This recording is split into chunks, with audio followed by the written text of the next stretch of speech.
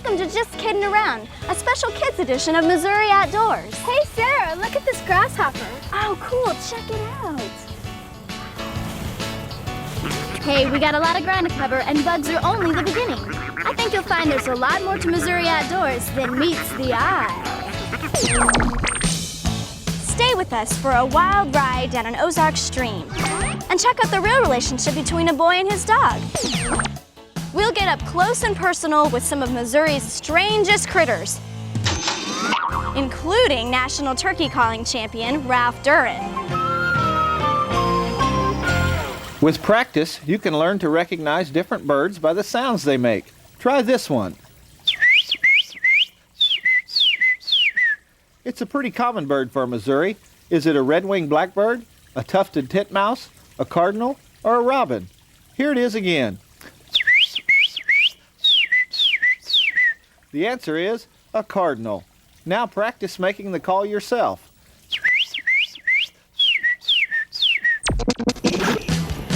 Stay tuned, we'll be right back.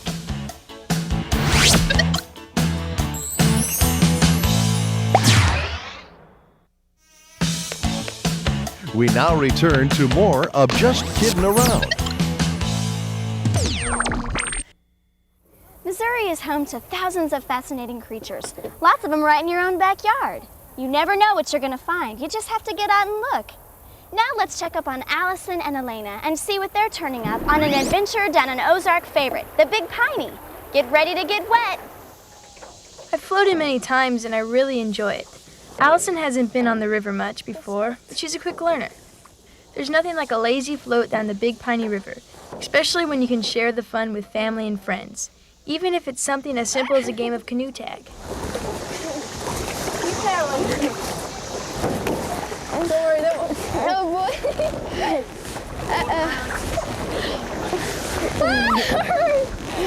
So intense.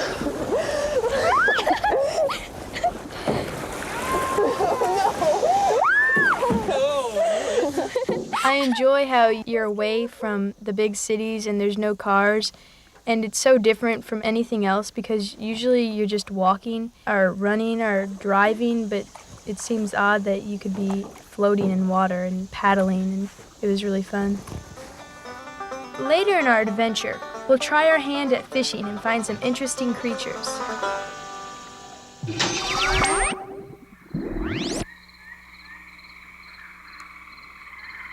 It's just after dusk. Night is falling.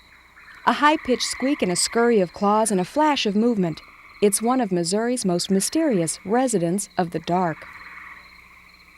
They're very secretive. Unless you happen to have a bird feeder that's being visited by the flying squirrels, it's unlikely that you'll see them in nature.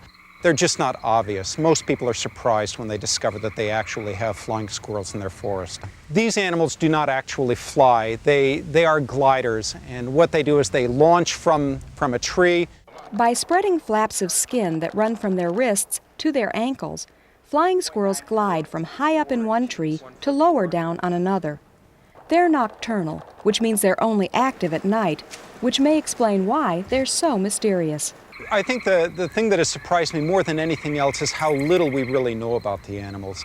I like them because they're sexy little guys. They're interesting, they're fun, they're cute, and they have big eyes and all of that sort of stuff. They're different, they're somehow special.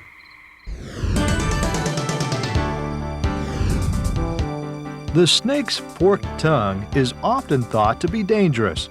In fact, it's completely harmless. Snakes use their tongues to pick up odors from the environment.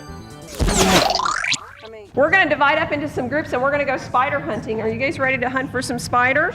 Yeah! Okay. Oh, spider! Spider, we got a spider. Where's our cage? Well, Kids Club was created for kids to really learn a little bit more about conservation in a casual environment. We get together once a month and just enjoy nature together and go over different topics. We have over 5,000 caves. And the reason we have so many is because we have this type of rock. The age group is from 6 to 13, and our focus is to really introduce them to nature in a little bit more depth. Even if it's raining outside or if it's really dry outside, this water coming down through here comes down at almost the exact same rate every day. The out of doors is a very popular thing with kids, and they're Discovery Channel kids. I'll tell you that. Sometimes they know a lot more than we do about nature, and it's challenging for me to even present some materials to them because they're so well versed about the environment. I'm Garrett, and this is Riley. We're going to compete in a hunt test. If we complete 4 retrieves on land and in the water, we get a ribbon. I've never handled a dog before, so Scott, Jim, and my dad offered to help us get ready. You want to say mark, and you want to draw a line with your hand over his head and point where he's going to be going. Then hold that hand there and just go like this and signal to the judges. Okay. When the judges say dog, you can release him anytime after that. Sounds pretty easy, huh? But even though Riley used to hunt, he's 12 now, and he's kind of rusty. Dog. Back! He went past it, didn't he? Mm-hmm. Go ahead and show him, yeah. The land retrieves didn't go very well, and I was worried. I think Riley liked the water better. Mark. Up, up, up, up. Back.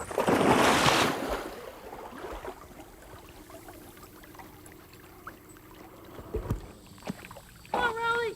Good boy. Come on. Heel. Keep your fingers crossed for us. The real test is still to come.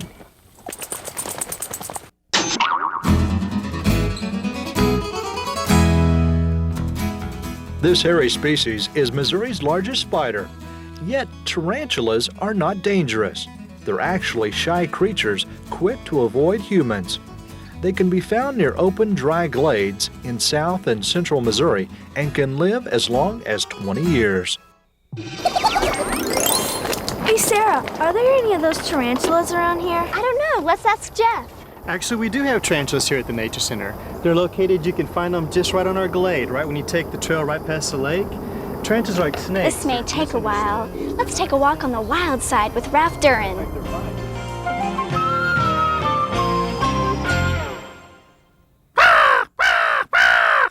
The crow is one of the most visible of Missouri's birds, and they're part of nature's cleanup crew. They often feed on road-killed animals alongside the highway. It's a dangerous place to dine, but you never actually see a roadkill crow. Do you know why? Because there's always a lookout up in a tree, and when traffic gets close, he hollers, "Car! Car!" Don't go away. There's more squiggly stuff straight ahead.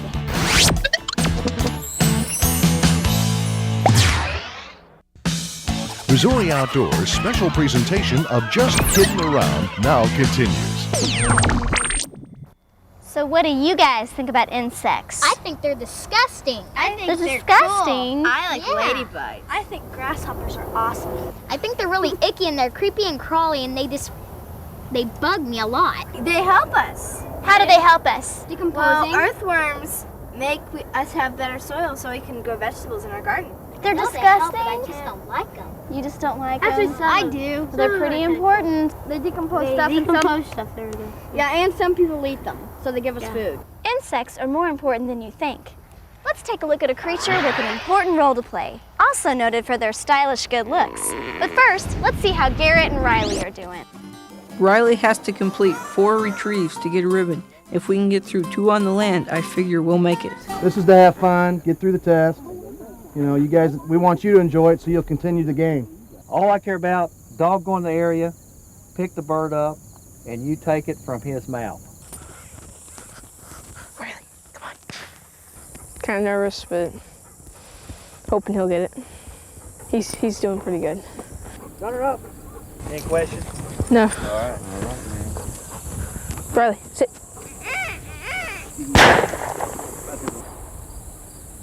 Dog. Back. Come on, Riley. Heel. Heel.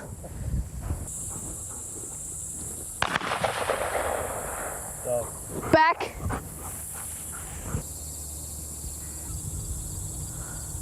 Heel.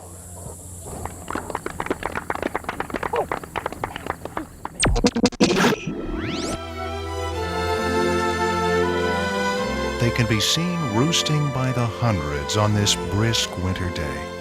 When they soar in the skies high above, they are majestic. They are graceful. They are vultures? That's right, vultures. These much maligned birds, a close biological relative to the endangered California condor, are a common sight in Missouri skies.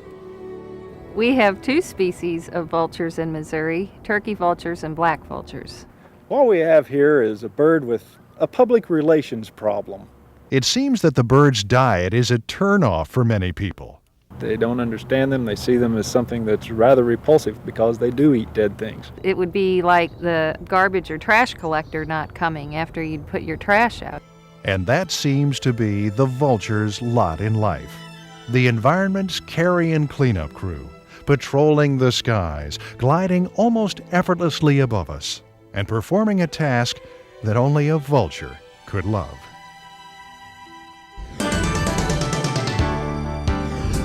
During courtship, the ruby-throated hummingbird's wings beat up to 200 times per second. Its usual wing beat is 90 times per second. I want to catch a fish bad. Probably will. I really like to fish when I'm floating, and Allison really does too. Elena, freeze. There is a fish right below us. I saw it. Then get it.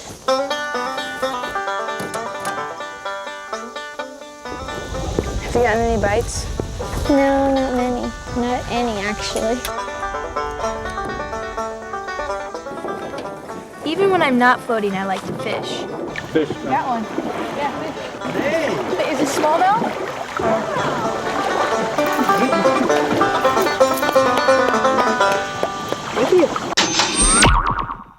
Now, would you be surprised if I took this fishing lure and used it like this? Oh, goodness.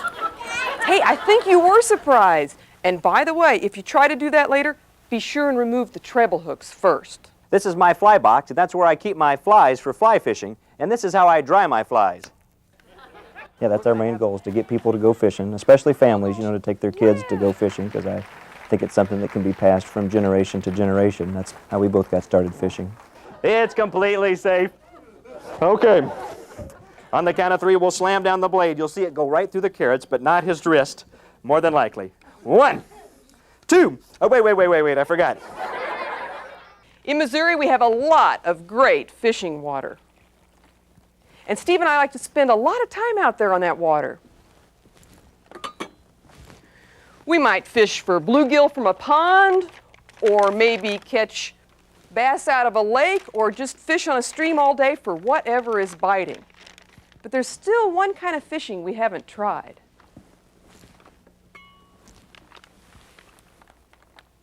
One kind we still want to try someday, and that's ice fishing.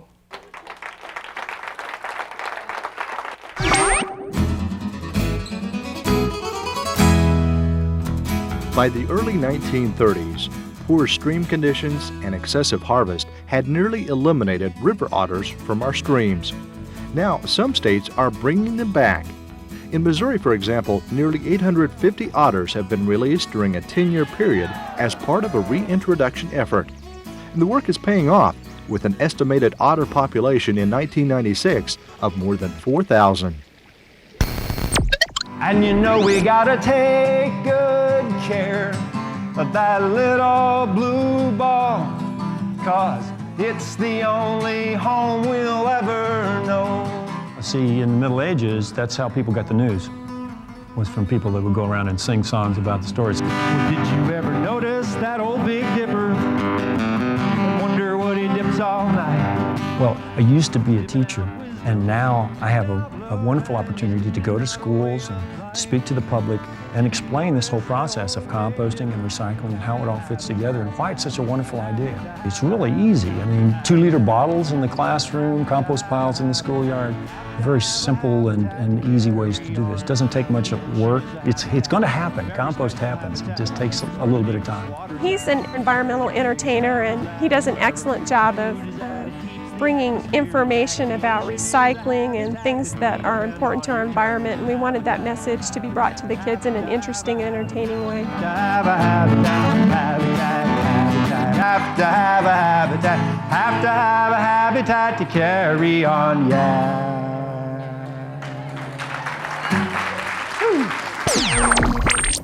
So how many little creatures do you think live in this bunch of soil? 100, thousands. Count them. Count them? This may take a while. Besides, it's time to test your nature knowledge. We've talked about birds and mammals having calls you can recognize, but did you know you can identify a frog by his voice too? Try it. Bow, bow, bow. Bow, bow, bow. Is that the call of a bullfrog, a northern leopard frog, a green frog, or a gray tree frog? Here it is again. Bow, bow, bow.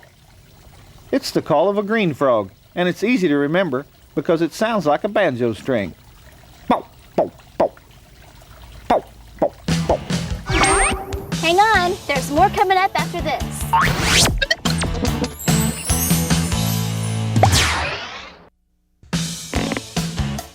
We now return to more of Just Kiddin' Around. You guys know what endangered species are? Yeah. Yeah, they're animals that we don't have a lot of. And once they're gone, there's no coming back. You mean like extinct? Right, like extinction is forever. Let's take a look at an animal we could have lost, but the birds are booming out on the prairie.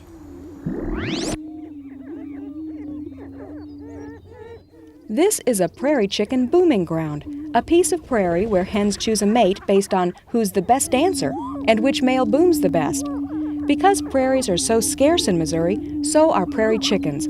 Only 2,000 are left in the state. What's going on out there right now, there's several different sounds, but what it is, of course, the males are giving their heart out to try and attract the females to come out there for breeding. During March and April, the prairie chickens return to specific booming sites.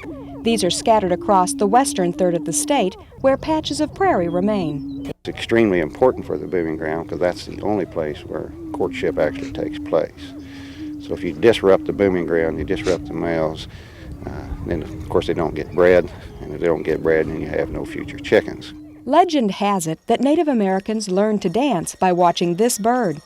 Today in Missouri, the greater prairie chicken continues to dance on the edge of extinction.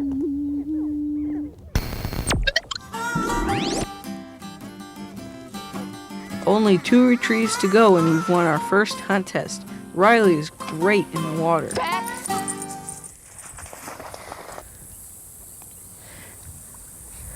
Come on, Riley!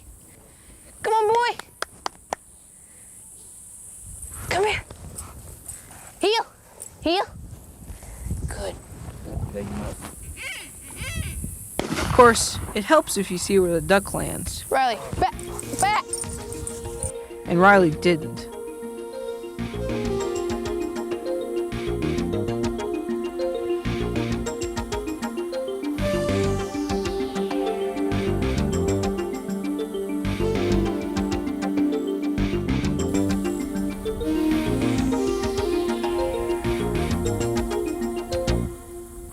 Good boy! Heel, come on, boy. Come on, boy. Good boy. Whew, I didn't think he was gonna find it. He was looking toward where the old one was. So. But he found it, didn't you, Riley? Yeah!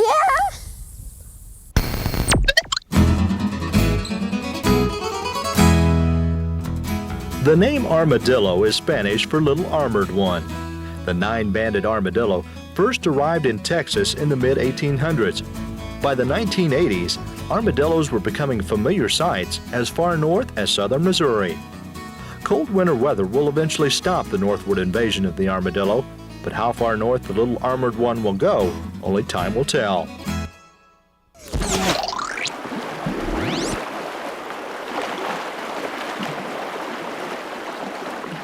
The real beauty of floating an Ozark stream is enjoying the sights and sounds around you.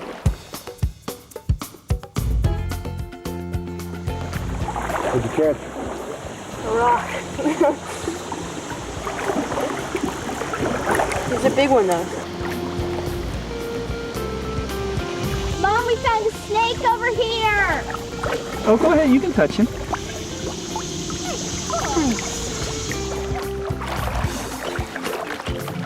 You want to hold on to him? You got to be real gentle with him. Hold him by the neck though, because sometimes these guys get a little bit feisty. Okay? Yeah, he's being real gentle though. I think it's time to let this guy go though. Where? In the water? Just in the water. He really likes the water.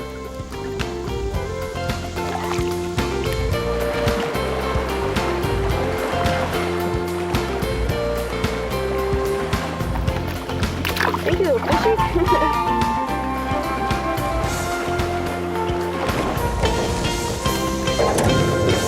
Okay, time to get out.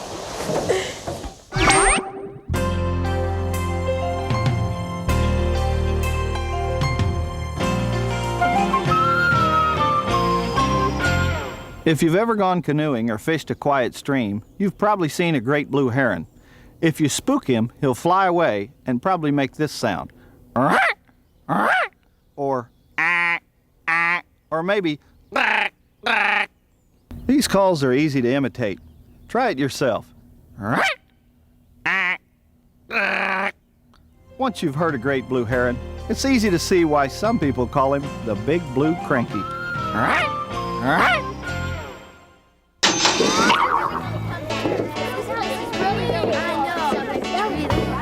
That's all we have time for now. But TV's not the only place we can see Missouri outdoors. It's out here all around us. Check it out.